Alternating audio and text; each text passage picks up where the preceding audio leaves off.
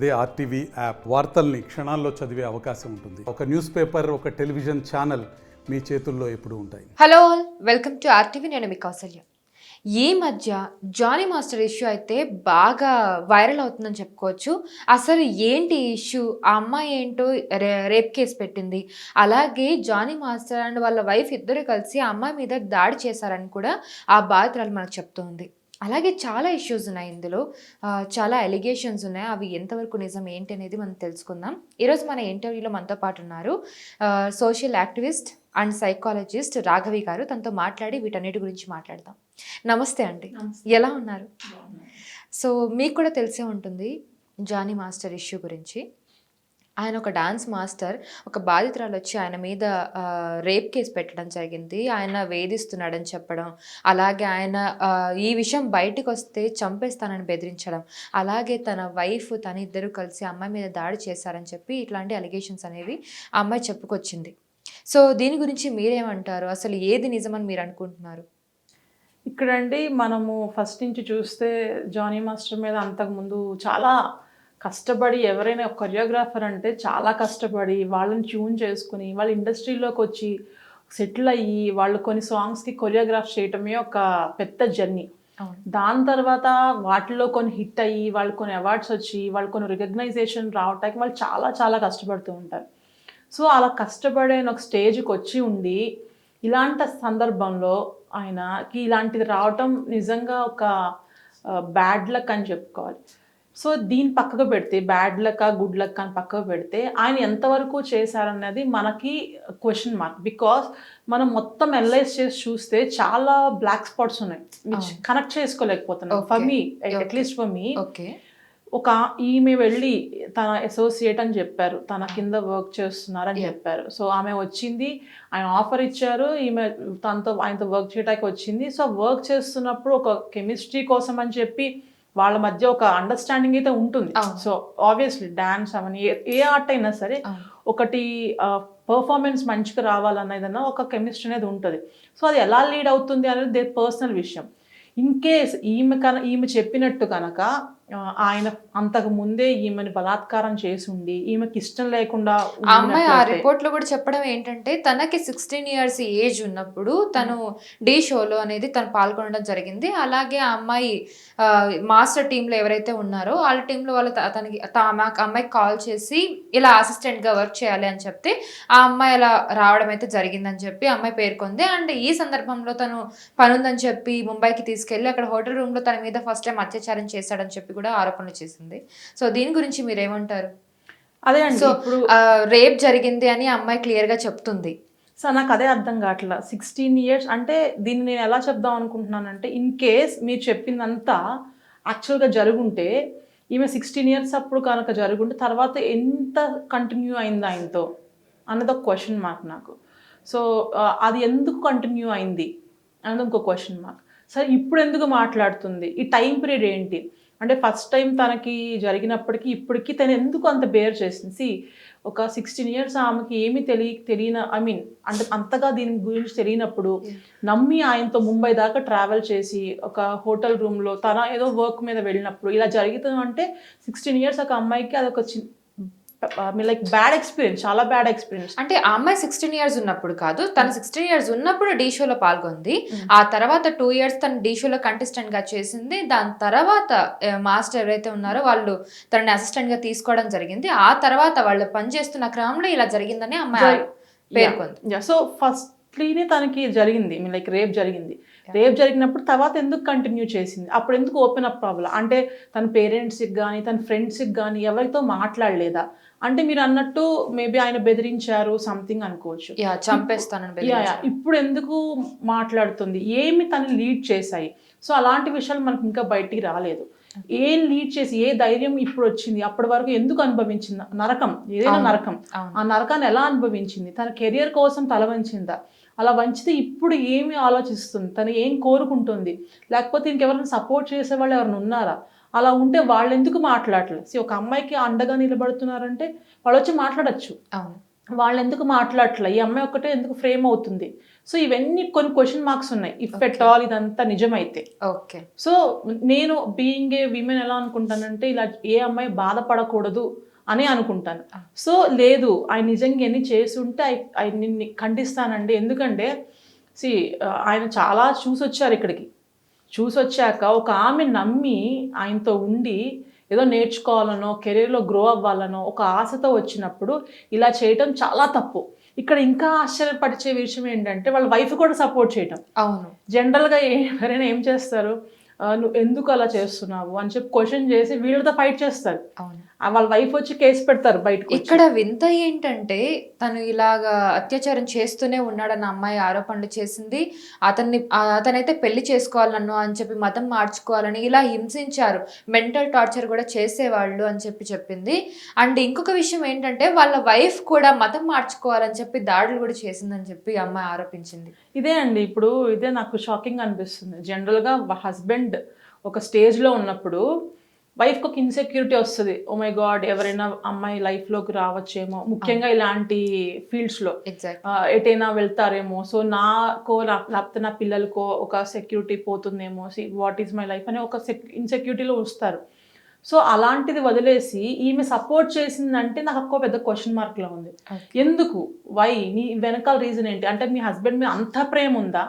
అంటే ఎవరైనా వచ్చినా సరే యాక్సెప్ట్ చేసి ఓకే నువ్వు క్యారీ ఆన్, నువ్వు ఎలా సంతోషంగా ఉంటే చాలంత పెద్ద మనసు ఉందా? లేకపోతే ఆ అమ్మాయి ఒప్పుకోకపోయినా ఆ అమ్మాయిని నేను కూడా కొట్టి తిట్టి నిన్ను నీ వైపుకి తెప్పించే అంత మనసు నాకు ఉంది అని చెప్పి చూపించుకుంటున్నారని నాకు ఒక పెద్ద క్వశ్చన్ మార్క్ ఉందండి.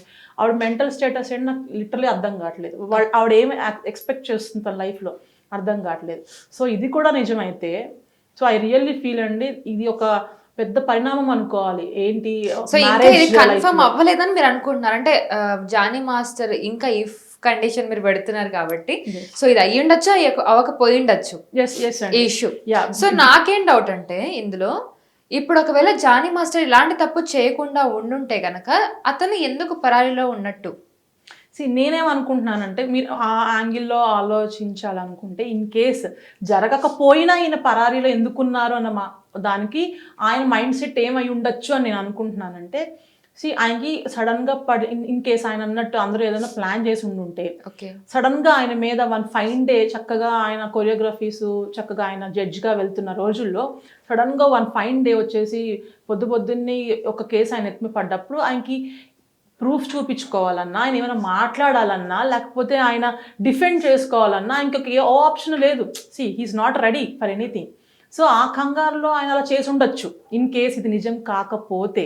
ఓకే, ఐ మీన్ ఆయన చేసి ఉండకపోతే, చేసి ఉంటే అప్పుడు కూడా అరే నేను చేసింది ఏంటి, నేను రాదనుకున్నాను, ఈమెను ఇంతకాలం భయపెట్టాను కదా, మరి ఈ అమ్మాయి ఎందుకు సడన్గా బయటకు వచ్చింది, నాకు అణిగి ఉంది కదా, నేను ఆమెని బాగా కట్టుదిట్టంలో పెట్టాను కదా, ఈ పాయింట్ ఎలా వచ్చింది అంటే ఈ అమ్మాయి వెనకాల ఎవరైనా ఉన్నారు. సో వాళ్ళు ఎవరో నాకు తెలియనప్పుడు నేను బయటికి వెళ్ళి ఇప్పుడు సడన్గా దానికి రియాక్ట్ అయితే వాళ్ళు కనుక నిజంగా నాకంటే పెద్దవాళ్ళు అయితే నేను ఎలాగా ఫేస్ చేయాలి? సో నాకు బ్యాకప్ కావాలి కదా. సో ఆ బ్యాకప్ కావాలంటే నేను కొంచెం టైం తీసుకోవాలి కదా. ఇప్పుడు ఎక్కడ పడితే అక్కడ కెమెరాలు ఉన్నాయి, ఎక్కడ పడితే అక్కడ ఛానల్స్ ఉన్నాయి. సో నేను ఎక్కడ కనిపించిన ప్రాబ్లమే కదా. So let me take some time. Okay, so అలా తీసుకుని ఉండొచ్చు. మీరు అన్నట్టుగా ఇంతకు ముందు ఇఫ్ నాట్ ఒకవేళ అలా జరగకుండా ఉండుంటే నిజంగా ఆయన నిజాయితీగా ఉండుంటే కనుక మీడియా ముందుకు వచ్చి నేను ఇది చెయ్యలేదు, నేను ఏదైనా ఫేస్ చేస్తానని నిజంగా అలా ఉండేవాళ్ళని నేను అనుకుంటున్నా. ఎందుకంటే తప్పు చేసిన వాళ్ళే దాక్కుంటారు చాలా వరకు. ఇప్పుడు నార్సింగి పోలీసులు ఆయన నెల్లూరులో ఉన్నట్టు ప్రచారం జరుగుతుంది. నార్సింగ్ పోలీసులు నెల్లూరు పోలీసులని సంప్రదించడం జరిగింది. అలాగే నోటీసులు ఇచ్చే ప్రయత్నాలు కూడా చేస్తున్నారు ఆయనకి. అండ్ ఆయన వర్షన్ ఏముందంటే ఇప్పుడు నేను ఎలాంటి బెదిరింపులు చేయలేదు, ఆ అమ్మాయి ఏదైతే చెప్తుందో అదంతా తప్పులే, సాక్ష్యాలు చూపించండి, సాక్ష్యాలు చూపించి మాట్లాడమనండి ఆయన వర్షన్ చెప్పుకొస్తున్నారు. ఇప్పుడు అలాంటప్పుడు ఇన్ కేస్ ఈయన చేసి ఉంటే ఈయన కూడా నేను చెయ్యలేదు అని చెప్పి ఈయన కూడా ప్రూఫ్స్ చూపించుకోవాల్సి వస్తుంది. బికాస్ ఆయన టర్న్ అది, ఆవిడ ఆల్రెడీ ఇలాగా అని చెప్పింది. అప్పుడు వెంటనే ఆయన ఏం చేయాలి, నువ్వు సాక్ష్యాలు చూపించు కాదు, నేను ఏమీ చేయలేదని చెప్పు ముందే ఈయన మా ఇద్దరి మధ్య ఫేర్ గానే ఉంది అని ఈయనే ముందు సాక్ష్యాలు చూపిస్తే అసలు ఈయన క్వశ్చన్ అడగక్కర్లేదు. బికాస్ ఏం చేయనప్పుడు ఏముంటుంది అక్కడ చూపించడానికి? మీ కాల్ డేటా అవ్వచ్చు, లేకపోతే మీరు డైరెక్ట్గా చెప్పచ్చు పోలీస్ డిపార్ట్మెంట్ని, మీరు చూసుకోండి కావాలంటే మా రికార్డ్స్ చూసుకోండి, కాల్ రికార్డ్స్ చూసుకోండి, మేము ఎక్కడి నుంచి ఎక్కడ ట్రావెల్ చేసామో చూసుకోండి. లేకపోతే మా చుట్టూ ఇప్పుడు వాళ్ళు కొరియోగ్రఫీ అంటే ఆ ఫీల్డ్లో ఉన్న వాళ్ళు సింగిల్గా ఉండరు కదండి, they will be surrounded with many people. So మీరు వాళ్ళతో మాట్లాడుకోండి, మీరు ఎక్కడని తెలుస్తుంది కదా. సో అవన్నీ మీరు చేసుకోండి అని చెప్పి మీరు ఓపెన్గా చెప్పేయచ్చు. సో నేనేమనుకున్నానంటే ఇక్కడ మనం ఆలోచించాల్సిన విషయం, ఆయన ఎంతో పెద్ద ఆయన అయి ఉండొచ్చు, ఆయన సక్సెస్లో ఉండుండొచ్చు, బట్ ఒక కష్టం వచ్చాక వాట్ ఐ ఫెల్ట్ ఈస్, ఒక కష్టం వచ్చాక దాన్ని నువ్వు చేయకపోతే నువ్వు ఎలా డిఫెండ్ చేసుకుంటున్నావు అన్న దాంట్లో ఆయన రాంగ్ స్టెప్ చేశారు. ఆయన మైండ్ సెట్ నేను చెప్పింది అయి ఉండొచ్చు, బట్ అది రాంగ్ స్టెప్ అంట. బికాస్ మీరు ధైర్యంగా వెళ్ళి వచ్చిందా టేక్ ఏ బ్రీత్, ఆ బ్రీత్కి ఇంత లాంగ్ టర్మ్ తీసుకుని నువ్వు పరారీలో ఉన్నావని పేరు వేయించుకోవాల్సిన అవసరం లేదు. అది మళ్ళీ మీకు ఒక బ్యాడ్ థింగ్ అవుతుంది. సో మీరు వచ్చి ఓకే చూడండి నాకు సడన్గా జరిగింది, సో మీరు చూడండి మీరే చేసుకోండి, what ever investigation you want to do you do అని చెప్పి మీరు అక్కడ నిలబడి ఉంటే బాగుండేది. ఇఫ్ ఎట్ ఆల్ మీరు చేయకపోయి ఉంటే. సో ఇప్పుడు మీకే అనిపిస్తుంది ఆయన తప్పు చేయకపోతే ఎందుకు అని చెప్పి. తప్పు చేయనప్పుడు మీరు నుంచోండి, స్టాండ్ చేయండి, ఆ షాక్ను కూడా చూపించండి. That is what media is. ఇప్పుడు ఇంకొకటి ఏంటంటే జానీ మాస్టర్ కాకుండా వాళ్ళ వైఫ్ కూడా ఇన్వాల్వ్ అయ్యారని తెలియడంతో ఇంకొంచెం ఈ న్యూస్ కాస్త ఇదైపోతుంది. అంటే వైఫ్ హస్బెండ్ ఇద్దరు కలిసి ఒక అమ్మాయిని వేధించడం ఏంటి, అది కూడా మతం మార్చుకోమని పెళ్లి చేసుకోమని, అతను వచ్చి అత్యాచారం చేయడం ఏంటి, అమ్మాయి రేప్ కేసు పెట్టడం ఏంటి. అండ్ ఇదంతా పక్కన పెడితే ఆ అమ్మాయి కొద్ది సంవత్సరాలుగా ఆయనతో ట్రావెల్ అవుతూనే ఉంది. మనం కొన్ని వీడియోస్ కూడా చూసాం డాన్స్ ప్రాక్టీస్ చేస్తున్నట్టు. అండ్ వాళ్ళిద్దరు కలిసి ఒక మూవీ కూడా ఆయన హీరోయిన్ గా స్టార్ట్ చేశారు, అదేమో అర్ధాంతరంగా ఆగిపోయింది మూవీ, సమ్ ఇష్యూస్ వచ్చి. సో ఇవన్నీ చూస్తూ ఉంటే అసలు ఈ స్టోరీ అయితే ఎటూ తేలకుండా అయిపోయింది. అంటే నిజాలు అనేవి అంటే ఆ అమ్మాయి చెప్తుంది నిజమా లేదంటే అసలు నిజం ఏ ఉంది ఇందులో అనేది అర్థం కావట్లేదు ఎవరికి. ఇక్కడ చాలా క్వశ్చన్ మార్క్స్ ఉన్నాయండి. ఇప్పుడు ఈమెని ఆయనతో జాయిన్ అయ్యాక ఆయన కనుక ఆమె బలాత్కారం చేసున్నాక దాని తర్వాత లాంగ్ టర్మ్ తర్వాతే కదా ఖచ్చితంగా ఈ మూవీ అనేది ఒక స్టార్ట్ అయ్యి ఉంటుంది. ఆ మూవీలో ఈమె హీరోయిన్గా వచ్చింది. సో నా క్వశ్చన్ ఏంటంటే ఇఫ్ ఎట్ ఆల్ ఆయన చేసి ఉండుంటే ఈమె ఎందుకు మళ్ళీ ఒప్పుకుంది? దానికి కూడా ఈయన తిట్టారా కొట్టారా? దానికి కూడా నువ్వే హీరోయిన్గా చేయాలని చెప్పి హెరాస్ చేశారా? ఆ విషయం మనకు మెన్షన్ చేసిందో లేదో తెలియదు. లేదు అంటే ఆమె విష్ కదా నేను చెయ్యనండి, ఎందుకంటే ఇంకా మీతో క్లోజ్గా ఉండాల్సి వస్తుంది, ఇంకా నేను మీకు ఆపర్చునిటీ ఇచ్చింది అని అవుతాను ఆమె అనుకోవచ్చు.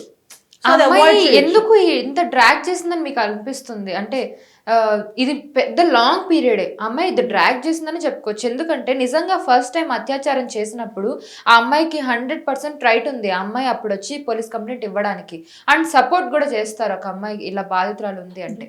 అదే టైంలో కనుక ఈ ఫిలిం ఛాంబర్ని అప్రోచ్ అయ్యి ఉంటే మేబీ ఆమెకు అప్పుడే న్యాయం జరిగేదేమో. మేబీ దాని తర్వాత జరిగే ఈమె సో కాల్డ్ ఏవైతే ఆవిడ మెన్షన్ చేసినా అవన్నీ జరగకుండా ఉండేయేమో. నాకు అన్నిటికంటే షాక్ ఏంటంటే వైఫ్ కూడా ఇన్వాల్వ్ అయ్యి నువ్వు మీన్ రిలీజన్ మార్చుకో, లేకపోతే ఇలా మార్చుకో, నువ్వు పెళ్లి చేసుకో, ఇవన్నీ అంటూ ఇంటి తలుపులు కొట్టడం, అసలు ఏ టైంలో పడితే ఆ టైంలో రావడం, క్యారవాన్ లో వచ్చి హింసించడం, ఒకవేళ నేను సహకరించకపోతే నా మీద విపరీతంగా దాడి చేయడం, బట్టలు చింపేసి నన్ను తోసేయడం, ఇలాంటి ఎలిగేషన్స్ అన్ని చేశారు. సో ఇవన్నీ చేస్తున్నప్పుడు పక్కన వాళ్ళకి తెలియకుండానే ఉంటుందా? అదే అండి, అంత జరుగుతున్నప్పుడు కొంతమందికి తెలుస్తుంది. సో ఇన్వెస్టిగేట్ చేసేవాళ్ళు ఆ కోణంలో నుంచి కూడా ఇన్వెస్టిగేట్ చేయాలి. అండ్ ఫిలిం ఛాంబర్ కూడా కొంతవరకు నమ్మింది కాబట్టే ఈమెకు కొంచెం సపోర్టివ్గా ఆమెకి కార్డ్, ఇలా కొరియోగ్రాఫర్ కార్డ్ ఇవ్వటం ఇలా జరిగిందని కూడా మనం చూస్తున్నాం. సో ఆమె కాంపెన్సేట్ చేయడం కోసం. సో దీని వెనకాల మొత్తం ఏదో ఒక స్కెచ్ అయితే ఉందండి. ఆయన ఎంతవరకు చేశారనేది పెద్ద క్వశ్చన్ మార్క్. ఎంతవరకు చేస్తే ఈమె ఇప్పుడు ఎందుకు మాట్లాడుతుంది అనేది క్వశ్చన్ మార్క్. ఈమెకి వెనకాల ఇంకెవరైనా ఉన్నారా అనేది క్వశ్చన్ మార్క్. ఈయన వెనకాల ఎవరు లేరా అనేది క్వశ్చన్ మార్క్. అసలు వాళ్ళ వైఫ్ ఎంతవరకు ఇన్వాల్వ్ అయ్యింది, ఇన్వాల్వ్ అయ్యిందా లేకపోతే కొంతవరకు ఇన్వాల్వ్ అయ్యిందా, అసలు ఆమె ఎందుకు ఇలా అవుతుంది, ఆమెకి ఏమన్నా ఇన్సెక్యూరిటీ లేకపోతే ప్రాబ్లమ్స్ ఏమైనా ఉన్నాయా ఆమెకి, లేకపోతే ఈయన వాళ్ళ వైఫ్ని కూడా హెరాస్ చేస్తున్నారా, నువ్వు నాకు సపోర్ట్ చేయాలి సో అని అలా చేస్తున్నారా, ఇంకో ఆప్షన్ లేదా?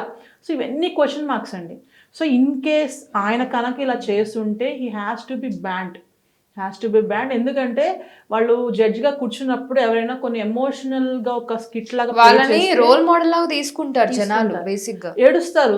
ఒక ఆడపిల్లని చంపేస్తున్నారనో ఇట్లాంటి స్కిట్స్ చేస్తూ ఉంటారు కదా బేసిక్ గా లైవ్ డాన్స్ ప్రోగ్రామ్స్ లో.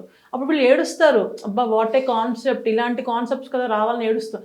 అంత సెన్సిబుల్ థింకింగ్ ఉన్న వాళ్ళు రియల్ లైఫ్కి వచ్చేసరికి ఎందుకు ఇట్లా అయిపోతున్నారు? వీళ్ళే కాదండి, మనం చూసుకుంటే మలయాళంలో, మన కర్ణాటకలో, సో అక్కడ కూడా చాలా టాప్ మోస్ట్ హీరోస్గా ఉన్నవాళ్ళు వాళ్ళ వైఫ్ని, సెకండ్ వైఫ్ని ఎవరో నువ్వు వచ్చి నా హీరో బంధాన్ని నువ్వు చెడగొట్టావు అని చెప్పి సెకండ్ వైఫ్ని ఎవరో ఒక కామెంట్ పెట్టాడని ఫ్యాన్ ప్రేమతో నువ్వు రావటం వల్లనే నా హీరో లైఫ్ పాడైపోయింది అని చెప్పి ఒక ఫ్యాన్ పెట్టాడని చెప్పి దానికి వాళ్ళ సెకండ్ వైఫ్ హర్ట్ అయిందని చెప్పి అతన్ని పిలిపించి అతను చంపేశారు. ఆయన ఇప్పటికే ఎక్కడున్నాడు, ఆయన జైల్లో ఉన్నాడు. సో అంటే ఆన్ స్క్రీన్ యువర్ హీరో, నువ్వు లాట్ ఆఫ్ మంచి పనులు చేస్తూ ఉంటావు. ఆ కాన్సెప్ట్స్ అన్ని ఎలా ఉంటాయి, చిన్నపిల్లల్ని కాపాడతాము, ఆడవాళ్ళ గౌరవాన్ని కాపాడటము, లేకపోతే ప్రేమించే వాళ్ళని ఇంకా ప్రేమించి, ఇదే కదా కాన్సెప్ట్ సినిమాలో కాన్సెప్ట్. మరి రియల్ లైఫ్లోకి వచ్చేసేది ఏమవుతుంది? సో తెరమే చూసేది వేరు, బయటకు వచ్చాక ఉండే సైకాలజీ రియల్ లైఫ్ వేరు. వేరు. సో ఈ సిచ్యువేషన్ వచ్చింది కాబట్టి నేను చెప్తున్నా, ఏదో రీజన్స్ ఉన్నాయని చెప్పి, లేకపోతే ఎవరో బ్లాక్మెయిల్ చేశారని చెప్పి ఇలాంటి హెరాస్మెంట్స్ని లాంగ్ టర్మ్ భరించడం తప్పు. అలా మీ ఎమోషన్స్ని లేకపోతే మీరు ఏంటంటే యువర్ బాడీ ఆర్ మీ హార్ట్ ఏమీ పంచిపెట్టి మీ ఇష్టం లేకుండా జరిగిపోయే విషయం కాదు. మీరు ఆల్రెడీ సొసైటీలో ఉన్నారు, ఆయనే మిమ్మల్ని కిడ్నాప్ చేసుకుని తీసుకెళ్ళి ఇలాంటి సిచ్యువేషన్స్ ఉంటాయి. కిడ్నాప్ చేసి ఒక గదిలో పెట్టేలా చేయలేదు. సో మీరు అక్కడ ఒక స్టాండ్ తీసుకుని ఉండాల్సింది, మీరు వేసి ఇంకా ఎత్తుకుండాల్సింది.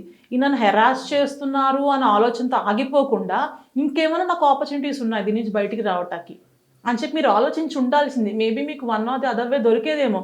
లేకపోతే మీరు ఆయన చాట్ చేసిందో, లేకపోతే సంథింగ్ ఆయన బిహేవ్ చేస్తున్నప్పుడు వేరే వాళ్ళు చూసినా, లేకపోతే అలాంటి సాక్ష్యాలు పట్టుకొని మీరు ఎప్పుడో ఫిలిం ఛాంబర్కి వెళ్ళాల్సింది.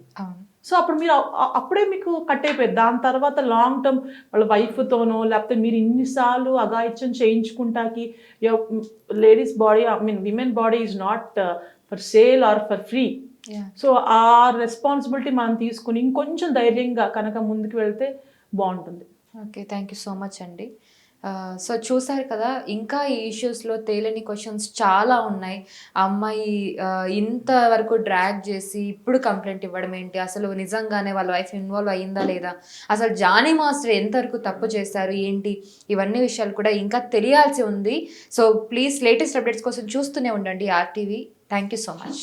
మరిన్ని వీడియోస్ కోసం ఛానల్ ని సబ్స్క్రైబ్ చేయండి, లేటెస్ట్ అప్డేట్స్ కోసం వాట్సాప్ ఛానల్ ని ఫాలో చేయండి, అండ్ లింక్ డిస్క్రిప్షన్ లో ఉంది.